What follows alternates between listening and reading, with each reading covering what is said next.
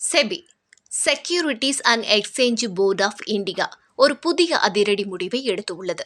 இனி mutual fund திட்டங்கள் pre IPO எனப்படும் ஐபிஓ வருவதற்கு முன் நடைபெறும் ஷேர் வாங்கும் வாய்ப்பில் பங்கேற்க கூடாது. Mutual funds anchor investor portion அல்லது பொது ஐபிஓ இஷ்யூ வந்த பிறகே முதலீடு செய்யலாம் என்று செபி உத்தரவு வெளியிட்டுள்ளது.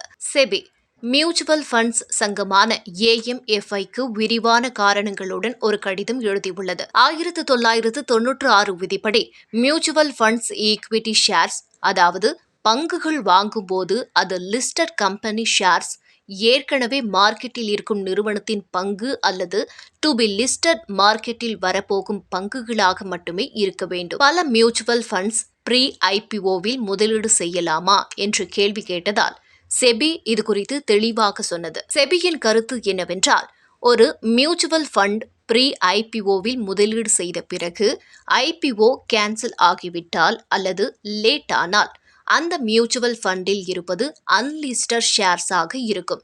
இது விதிமீறல் ஆகும். அதனால் செபி சொன்னது, மியூச்சுவல் ஃபண்ட் திட்டங்கள் ஆங்கர் இன்வெஸ்டர் ஏரியாவில் முதலீடு செய்யலாம் அல்லது பப்ளிக் ஐபிஓ இஷ்யூ ஆரம்பித்த பிறகு முதலீடு செய்யலாம்.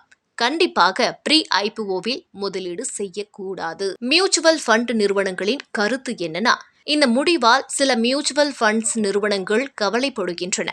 அவர்கள் சொல்வது, ப்ரீ ஐபிஓவில் முதலீடு செய்தால் நல்ல ஆல்பா, அதாவது ப்ராஃபிட் கிடைக்கும். இப்போது அந்த நல்ல வாய்ப்பு மறுக்கப்படுகிறது. எங்களிடம் ஏற்கனவே stress test and liquidity rules போன்ற பாதுகாப்பு விதிகள் உள்ளன. அதாவது இந்த ரூல்ஸ் மார்க்கெட் அசாதாரணமாக செயல்பட்டால் என்ன செய்வது என்பது பற்றிய ஒரு எவாலுவேஷன் ஆகும். இருப்பினும் பல அதிகாரிகள் சொல்வது, ஒரு ஃபண்ட் மேனேஜர் நிறுவனத்தின் ப்ரொமோட்டர் சொன்ன ஐபிஓ ப்ராமிஸ் நம்பி ப்ரீ ஐபிஓ ஷேர் வாங்கினால் ஐபிஓ நடக்காம போனால் அந்த அன்லிஸ்டட் ஷேர்ஸ் என்ன ஆகும்?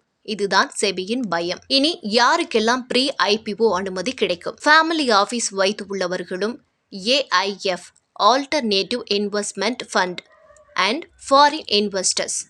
மியூச்சுவல் ஃபண்டுக்கு மட்டும் ப்ரீ ஐபிஓ தடை. செபி ஏஎம்எஃப்ஐக்கு இந்த புதிய விதியை உடனடியாக அனைத்து ஏஎம்சிகளுக்கும், அதாவது ஆசெட் மேனேஜ்மெண்ட் கம்பெனி என்று அறியப்படும் மியூச்சுவல் ஃபண்ட் நிறுவனங்களுக்கு அறிவிக்க சொல்லியுள்ளது. எல்லோரும் கண்டிப்பாக பின்பற்ற வேண்டும் என வலியுறுத்தியுள்ளது.